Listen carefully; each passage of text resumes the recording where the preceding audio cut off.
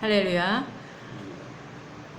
오늘은 손에 잡히는 게 아무것도 없을 때 어떻게 해야 되는지 153에 대해서 말씀 나누겠습니다.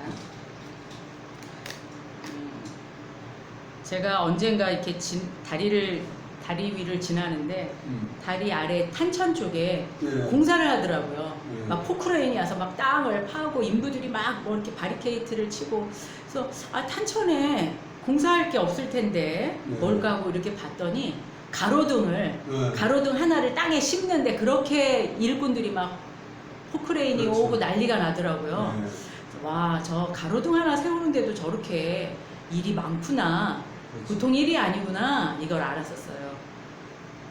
요번 주에 뭐 몇십 년 만에 뭐 몇백 년 만에 엄청난 폭우가 내렸잖아요. 어제 이쪽으로 앉을게. 네, 탄천에 갔는데 나무들이 막 뿌리채 뽑혀가지고 누워있고, 와, 그 가로등들이 다 뽑혀갖고 꺾여있고, 가로등 그 헤드 불 나오는 부분이 저쪽에 떠밀려가서 저쪽에서 발견이 되고 그렇더라고요. 그걸 보면서 가로등이 속이 비었잖아. 뭐 강남에는 막 자동차가 둥둥 떠다니고, 탄천에 보니까 농구 골대가 쓰러져서 막 흙더미에 있는 것들을 봤어요.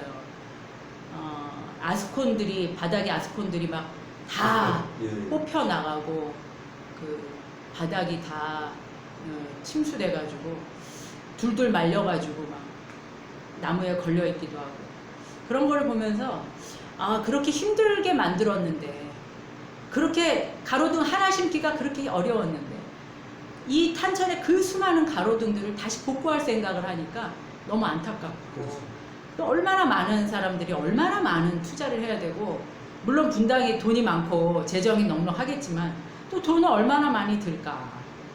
참 허무하다. 이 도시 하나 만들려고 얼마나 애를 썼는데, 그런 생각이 들었어요. 참 그 자연재해가 얼마나 큰지, 그 자연재해 앞에 속수무책으로 당할 수밖에 없는 인간이 만들었다고 하는 그 시설물들을 제가 봤어요. 근데 우리 인생에도 그런 허무한 때가 있어요. 내가 모든 노력을 다해서 했는데도 불구하고 한순간에 그냥 물거품처럼 다 없어져 버리는 그런 때가 있더라고요. 어떻게, 언제까지 그것들을 견뎌야 할까? 어떤 방법으로 견뎌야 할까? 방법은 없습니다. 오직 주님이 나의 길이시고 생명이시라는 것, 나의 발의 길이요 내 길의 등이라는 것, 내 발의 빛이요 내 길의 등이라는 것, 그거 하나만 믿고 가는 방법밖에 없어요.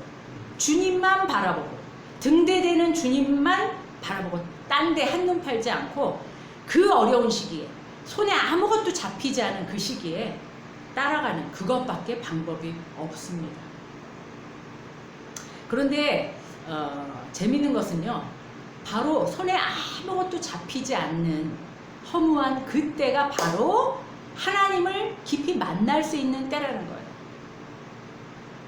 그때가 바로 하나님을 경험할 수 있고, 그때가 바로 하나님과 대화할 수 있는 때라는 거예요. 왜냐면은 아무것도 없잖아요. 주위에 의지할 게 아무것도 없기 때문에, 돈도 명예도 건강도 그 화려하다는 인맥도 무지하게 쓸모없는 그런 순간이 오면 그것들도 다 무용지물이 되기 때문이에요. 우리 인생에 찾아온 허무함 속에 다시 한번 하나님을 경험해서 우리 영혼에 새 힘을 주시는 그 능력으로 일어서는 저와 여러분 되시길 간절히 바랍니다. 아멘. 오늘 본문 제자들이요, 우울증에 빠져서 공허해하고 있었어요. 그동안 노력했던 모든 것이 한순간에 다 날아가 버렸거든요. 예수님이 십자가에 못 박혀 돌아가셔가지고 곁에 없고요, 시체조차 흔적조차 없이 사라져 버렸어요. 완전히 올인했던 그 일들, 또 가족들조차 다 뒤로 하고 최우선으로 삼았던 예수님을 뒤쫓는 그 일, 지금 와서 남는 게 뭐가 있지? 그동안 뼈 빠지게 고생만 한 건가? 나 바보였나 봐. 와, 내 인생 이거 뭐야? 온몸의 기운이 아마 다 빠져가지고 그러고 허탈해하고 있었습니다. 우울증에 깊이 빠져 있었어요. 남녀 사이에 막 연애할 때 꽃도 사다 주고 맛집도 찾아가서 데려다가 주고, 근데 어느 날 갑자기 헤어지자고 말하면 얼마나 정신이 없을까요? 새벽부터 밤늦게까지 직장 생활하면서 상사 비위를 마치고 골프를 치러 가주고 또 술자리도 같이 해주고, 그렇게 자기는 정말 새벽부터 일했는데 어느 날 사춘기 자녀들이 와가지고 아빠가 해준 게 뭐야? 아빠가 언제 나를 뭐 해준 게 뭐가 있어 아빠는 도대체? 이렇게 말할 때 그 갱년기 우울증이라는 것도 이제는 희망이 없고 내가 다 노력했던 게 허무해졌기 때문이 아닐까 생각이 들어요. 슬픔이 막 밀려오잖아요. 오늘 21장 2절에 보면 7명의 제자들이 나옵니다. 7명의 제자들이 늘 모였기 때문에 습관처럼 오늘도 또 모여갖고 있었어요. 그리고 갈릴리 바다에, 넓은 바다에 우두커니 바위에 앉아 있었어요. 이제 뭐 해먹고 살지? 이제 뭐 해야 되지? 앞길이 안 보이고 멍하게 있었어요. 요즘 청년들이 불멍이라고 해요. 불길이 막 이글이글 타오는 걸 보면서 멍하게 있는 걸 불멍이라고. 또 물멍이라는 게 있더라고요. 물멍은 파도가 왔다 갔다 밀물 썰물하는 거 보면서 멍하게. 그때 그 자리에 누가 나타나셨느냐? 예수님이 나타나셨어요. 요한복음 21장 오늘 본문 말씀 3절 4절 다 같이 읽어보겠습니다. 네. 시몬 베드로가 그들에게 말하기를 나는 고기를 잡으러 가겠소 하니 그들이 우리도 함께 가겠소 하고 말하였다. 그들은 나가서 배를 탔다. 그러나 그날 밤에는 고기를 한 마리도 잡지 못하였다. 이미 동틀 무렵이 되었다. 그때 예수께서 바닷가에 들어서셨으나 제자들은 그가 예수신 줄을 알지 못하였다. 지금 베드로가 멍하니 앉아있다가 배가 고프잖아요. 무기력에 빠져갖고 아무것도 하기 싫었어요. 근데 배가 고픈 걸 느낀 거예요. 현실이 온 거죠. 현타가 온 거죠. 아, 나 먹고 살아야 되겠다. 배고프다. 물고기라도 잡아야 되겠다. 그래서 베드로가 먼저 말했어요. 나 고기를 잡으러 가겠어. 그랬더니 이제 그 옆에 있는 멍하게 앉은 제자들도 그럼 우리도 같이 가겠어 하고 같이 나간 거예요. 그래서 배를 타고 멀리 갔어요. 원래 이 사람들은 어부였기 때문에 그냥 그 그물을 휙 던져갖고 잡아 끌고 그물 던지고 또 잡아 끌고 무의식적으로 그냥 멍하게 계속 반복했어요. 근데 물고기가 안 잡히는 거예요. 그럼 또 던지고 또 던지고. 아무도 왁자지껄하게 떠드는 사람도 없었고요. 전부 다 아무 생각 없이 조용히 그냥 그물을 던지고 멍하게 마치 그 죽은 사람처럼 생각이 있나 없나 그냥 그렇게. 근데 새벽 동틀 때까지 그러고 있었던 거예요. 아우 이제는 어둠이 거치고 새벽이 오니까 이 사람들이 정신이 든 거예요. 아이고 하나도 못 잡았네. 새벽이 됐네. 아 이제 집에 가야 되겠다. 그리고 그물을 끌어올려 가지고 있었어요. 근데 그때 예수님이 나타나셨어요. 놀라운 일이 벌어졌습니다. 6절 7절에 보면 예수님께서 이렇게 말씀하세요. 그물을 배 오른쪽에 던져라. 그러면 잡힐 거다. 그래서 제자들이 그물을 무의식 중에 오른쪽에 휙 던졌어요. 근데 갑자기 정신이 번쩍 난 거예요. 그물이 안 올라오는 거예요. 고기가 너무 많아가지고 끌어올릴 수가 없었어요. 그래갖고 영차 그러고 정신을 차려갖고 막 끌어올렸어요. 그때 요한이 오늘 본문을 쓴 제자 요한이 예수가 사랑하시는 제자가 베드로에게 말했어요. 저분 예수님이다. 이렇게 얘기했어요. 베드로가 정신이 번쩍 들었어요. 그 말을 듣고. 왜냐하면은 예전에도 한번 이런 일이 있었거든요. 그래서 밤을 새워서 잡지 못했던 그 물고기 그걸 오늘 걷어 올렸는데 몇 마리를 잡았냐면 153마리를 잡았어요. 우리 모나미 볼펜, 하얀 볼펜 보면 거기에 모나미 써있고 153. 거기 153이라고 써있어요. 예, 예. 그게 바로 이 물고기를 잡은 것을 의미하고 있어요. 아. 예수님의 말에 순종했더니 물고기를 잡았잖아요. 볼펜이 내가 그냥 파는 거는 내가 장사해서는 안 돼. 153마리를 거둔 예수님, 나한테도 그 기적을 볼펜 그 뜻이 여기에? 네, 이야. 해주길 바랍니다 하는 마음으로 거기다 153을 기록을 한 거예요. 근데 그 모나미 볼펜 지금도 우리가 쓰고 있죠. 예. 여러분의 마음에도 153이 각인되기를 바랍니다. 우리 마음속에 어떤 아무것도 물고기가 손에 잡히지 않는 그 순간에 153 그걸 기억하시기 바랍니다. 모나미 볼펜 생각하실 때마다 그걸 기억하셨으면 좋겠어요. 예수 그리스도가 살아계신 하나님의 아들이고 기적을 베푸실 수 있는 분인 것을 믿음으로 고백하는 저와 여러분 되기를 간절히 바랍니다. 아멘. 베드로가 처음 만났을 때, 예수님을 처음 만났을 때가 언제냐면 오늘하고 똑같은 상황. 누가복음 5장에 보면 베드로와 요한과 야고보를 제자로 이제 예수님께서 부르시는 처음 만난 장면 나와요. 그때 베드로는 물고기를 잡고 있었는데 그때 오늘하고 똑같이 갈릴리 바다에서 오늘하고 똑같이 아무것도 잡지 못하고 있을 때 예수님이 나타나셔서 여보시오, 저 오른쪽으로 그물을 던지시오. 그랬을 때 베드로가 물고기를 너무너무 잡아갖고 배가 막 가라앉아가는 거예요. 그래갖고 옆에 얘들아 나 좀 도와줘 여보시오. 그래갖고 두 배 나눠서 겨우 끌고 온 기억이 있거든. 그때 베드로가 예수님 앞에 무릎을 꿇고 한 말이 있어요. 예수님, 저는 더러운 죄인입니다. 이렇게 얘기했어요. 그리고 제게서 떠나세요. 제 옆에 오지 마시고 멀리 떠나주세요. 이렇게 말씀하셨어요. 예수님이 뭐라 그러시냐면 두려워하지 마. 괜찮아. 이제부터 너는 물고기를 낚는 어부가 아니고 사람을 낚는 어부가 되게 할 거다. 이렇게 얘기하셨어요. 베드로가 두려웠던 거예요. 이 사람이 하나님의 아들이구나. 그 전율이 쫙 온 거죠. 막 이게 무슨 일이지 싶은 거죠.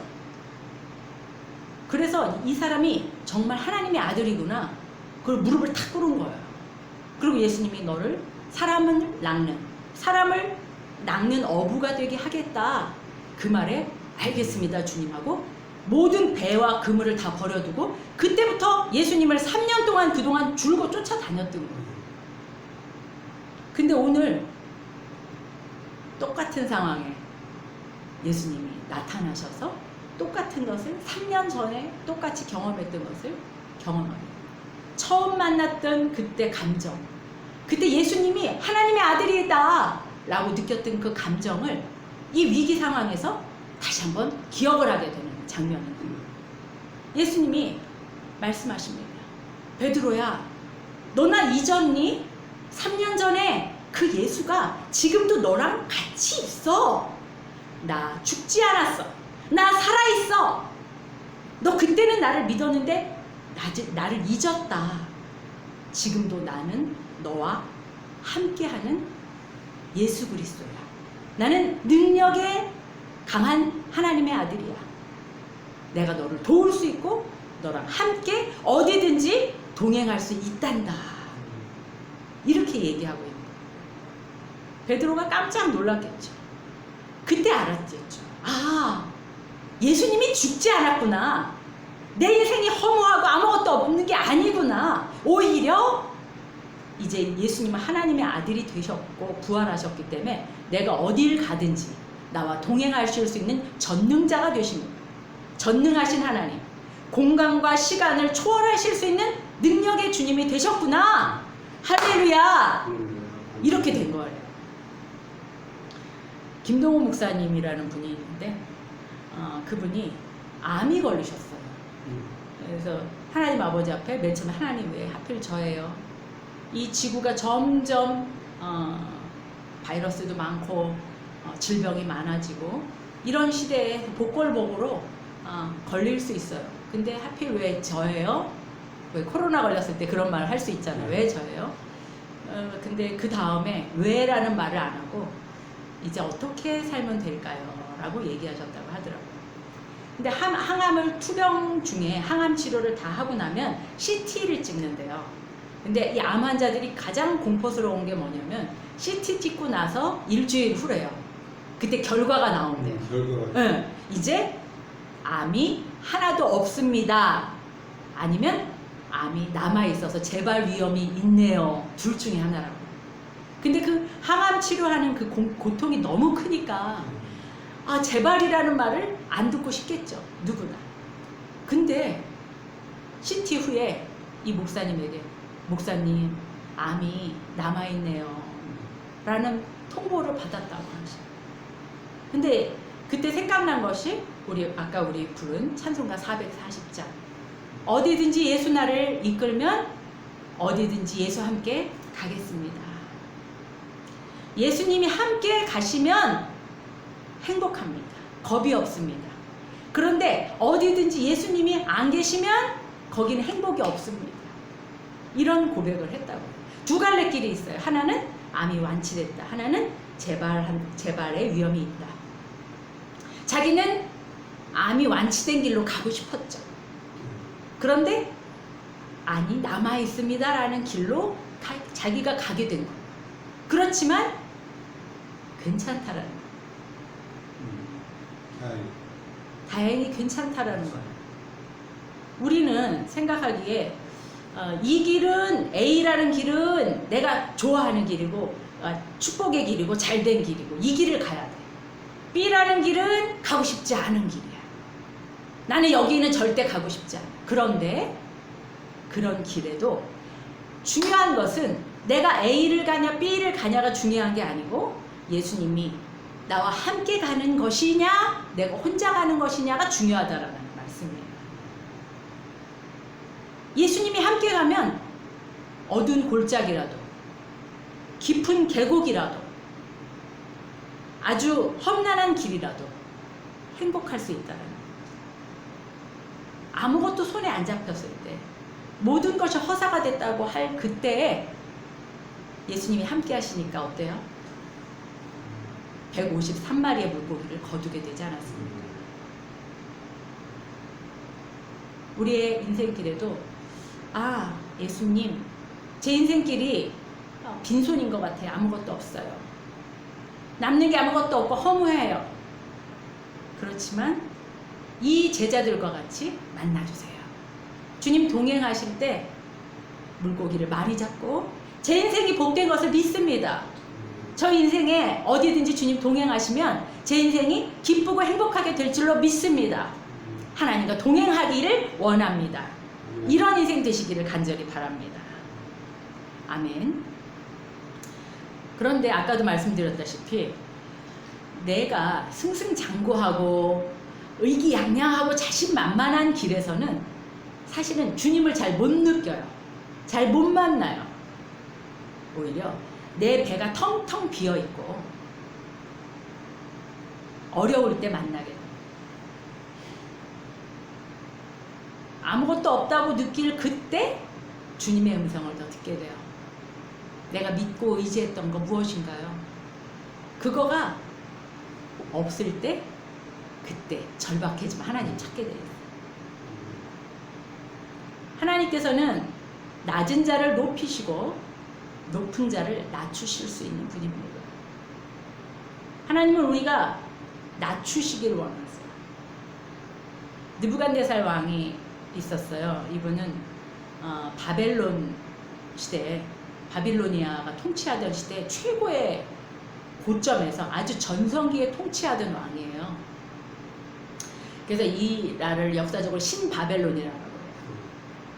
그런데 이 이스라엘과 예루살렘을 쳐들어와서 패망시킨 이 신바벨론 이 나라의 이 왕이 엄청난 일들을 많이 했는데 공중 정원도 만들어가지고 주변국들을 다 점령하고 막강한 외교력을 자랑했던 그런 왕인데 이 왕이 점점 자기의 세력이 넓어지고 커지고 주변 왕들이 와서 막 무역하자고 그러고 하고 조공을 바치고 머리 숙이고 그리고 점령지가 점점 늘어나고 자기 땅이 엄청 커지니까 어떤 생각을 한 줄 아세요? 자기의 동상을 금으로 만들어서 엄청나게 큰 자기 동상을 만들어서 사람들이 인사하게끔 절하게끔 하고 싶은 생각이 들었어요. 지금 김일성, 김정은 그 동상처럼 지금 이 계산을 해보니까 27m더라고요. 27m 높이로 그 당시에는 바벨로니아가 평지예요. 평지. 예. 그 평지에 27m 그 당시에는 높은 건물이 없잖아요. 그렇죠. 그러니까 어디서든지 멀리에서든지 다 금으로 만들어서 번쩍번쩍 해가 뜨면 막 금으로 막 환하게 비치는 그런 동상을 만드는 거예요. 왜? 자기 이름이, 자기의 명예가 높아지고 싶은 그런 생각이 들었던 거죠. 근데 어느 날 이 바벨론 왕이 느부갓네살이 꿈을 꿨어요. 무슨 꿈이냐면 어떤 나무가 있는데 점점 자라요. 그리고 점점 커져요. 그리고 이 나무가 어디까지 자라면 하늘까지 자라요. 그래서 이 나무에 잎이 막 무성하고 열매가 막 주렁주렁 열리고 그 가지에 동물들과 새들이 와서 쉬고 이런 엄청나게 큰 나무가 됐어요. 그런데 하늘에서 감시자라는 사람이 내려와서 뭐라고 얘기하냐면 이 나무를 베어버려라. 그루터기, 밑둥, 뿌리, 그 그루터기만 남겨두고 잘라버려라. 그 다음에 쇠줄과 놋줄로 꽁꽁 묶어가지고 들풀 속에 있게 하고 들짐승과 같이 어울려서 있게 해라. 그리고 7년이 지나게 해라. 이런 꿈을 꾼 거예요. 그래서 다니엘서에 보면 저 4장 29절 제가 한번 읽어보겠습니다. 12달이 지난 뒤에 이 꿈을 꾸고 나서 1년이 지났죠. 12달이 지난 후에 어느 날 왕이 바빌론 왕궁 옥상에서 공중 정원도 만들었다고 했죠. 어마어마한 옥상에서 거닐면서 혼자 중얼거렸어요. 내가 세운 이 도성, 이 거대한 바빌론을 봐라. 얼마나 위대한가. 나의 권세와 능력과 나의 영화와 위엄이 다 있지 않냐? 이 말이 왕의 입에서 채 떨어지기도 전에 하늘로부터 내려오는 말소리가 들렸다. 느부갓네살아, 너에게 선언한다. 왕권이 너에게서 떠나갈 것이다. 너는 사람 사는 세상에서 쫓겨나서 들짐승과 함께 살면서 소처럼 풀을 뜯어먹을 것이다. 이와 같이 7대 7년을 지낸 다음에야 너는 가장 높으신 분인 인간의 나라를 가장 높으신 분이 인간의 나라를 다스린다는 것과 그의 뜻에 맞는 사람에게 나라를 주신다는 것을 알게 될 것이다. 이런 예언을 풀이를 하게 됩니다. 어떻게 보면 지금 미국보다 더 그 당시에 큰 나라였던 것 같아요. 로마보다도. 그 당시 로마가 완전히 정복하고 마게도니아 시대 이런 시대가 있었잖아요. 로마 시대. 그런데 그 막강 권력에 있는 그 권력자에게 하나님이 경고하신 거예요. 너의 그 높음, 너의 기고만장함, 그것이 내가 준 거라는 걸 네가 알 것이다. 가장 높으신 하나님이 인간 세상을 다스리신다는 것, 그 다음에 하나님의 뜻에 맞는 사람에게 나라를 주신다는 것을 네가 알게 될 것이다. 네가 짐승처럼. 실제로 이 왕이 정신질환이 생겨가지고 역사적으로 그렇게 우울증 정신질환에 걸려서 그렇게 그 왕궁을 떠나가지고 그렇게 숲에서 잠을 자고 먹고 머리를 자르지 않고 그런 역사 기록이 있어요. 우리가 높아지면 하나님 낮추십니다. 근데 우리가 낮아지면 하나님께서 높여주실 것을 믿습니다. 내가 높아지려고 발버둥 친다고 높아지는 것이 아니고 내가 성공하고 출세하고 부와 명예와 모든 것을 가지려고 할 때 채워지는 것이 아니고 하나님이 주실 때 채워지는 것을 믿습니다. 우리는 할 거는 하나님 앞에 줄 잘 서고 아부 잘하고 잠 안 자고 노력하는 것이 아니고 겸손히 낮추는 것입니다. 마음을 낮추고 가난한 인생이 되시길 원합니다. 내 인생 하나님께 완전히 맡기기를 원합니다. 나의 자존심, 나의 자아, 나의 욕심 다 내려놓고 하나님, 왕권도 낮추시는 하나님, 제 인생도 낮추시고 제 인생도 높이실 수 있는 분인 것을 믿습니다. 제 인생 아무것도 없습니다. 주님, 아버지께서 이끄시는 그 길을 가기를 원합니다. 아버지께서 A라는 길을 가라고 하시면 가고 B라는 길을 가라고 하면 가겠습니다. 단지 바라는 것 한 가지, 하나님과 동행하는 것입니다. 하나님 임재하여 주시고 다스려 주시옵소서. 이렇게 기도하는 우리 되기를 바랍니다. 하비콕스라는 신학자가 쓴 책 제목이 뱀으로 하여금 말하지 못하게 하라 라는 말이 있습니다. 아담과 하와가 범죄하고 뱀에게 유혹을 받아서 범죄하고 그 영혼에 사망 선고가 되어서 영혼이 죽어버렸죠. 예수 그리스도가 우리에게 오셔서 그 십자가에 흘리신 보혈로 말미암아 우리 영혼을 살리셨습니다. 우리 영혼은요, 우리 인간은요, 동물하고 틀려요. 우리 인간은 영적인 존재예요. 그래서 영이 없으면 그냥 진흙이에요. 근데 영이 있으면 하나님과 교제하는 영적인 존재가 되는 거예요. 우리 안에 무엇으로 채워야 되는지 하나밖에 채울 수가 없어요. 뱀의 말을 듣고 살 것인지, 뱀으로 하여금 말하지 못하게 하라. 이 말은 하나님만 말하게 하라. 뱀으로 하여금 말하게 하지 말고 하나님만 말하게 하라. 뱀이 이끄는 길로 가지 말고 하나님이 이끄시는 길로 가라. 네 영혼 안에 뱀으로 마귀로 채우지 말고 하나님으로 채워라. 하나님의 길을 날마다 선택하는 우리 되기를 바랍니다. 제자들이 고기를 잡으러 나갈 때 주님이 없었습니다. 그러나 빈배로 돌아왔지만 그 빈배에 주님이 함께 하실 때 153마리의 물고기의 축복을 받게 되는 것을 우리가 보았습니다. 누가복음에 이렇게 말합니다. 구하라, 주실 것이요. 찾아라, 받을 것이요. 두드리라, 열릴 것이다. 구하는 사람마다 받을 것이요. 찾는 사람마다 찾을 것이요. 문을 두드리는 사람에게 열어주실 것이다. 너희 가운데 아버지가 된 사람으로서 아들이 생선을 달라고 하는데 생선 대신 뱀을 줄 사람이 어디 있겠느냐? 달걀을 달라고 하는데 전갈을 줄 사람이 어디 있겠느냐? 너희가 약할지라도 너희 자녀에게 좋은 것들을 줄 알거든. 하물며 하늘에 계신 아버지께서 구하는 사람에게 성령을 주지 않겠느냐? 여러분, 성령을 간절히 구하길 바랍니다. 그때 주십니다. 이 시간에도 성령으로 채워 주시옵소서. 나의 삶의 모든 자리에 성령으로 채워 주시옵소서. 아침마다 저녁마다 성령으로만 가득가득 채워 주시옵소서.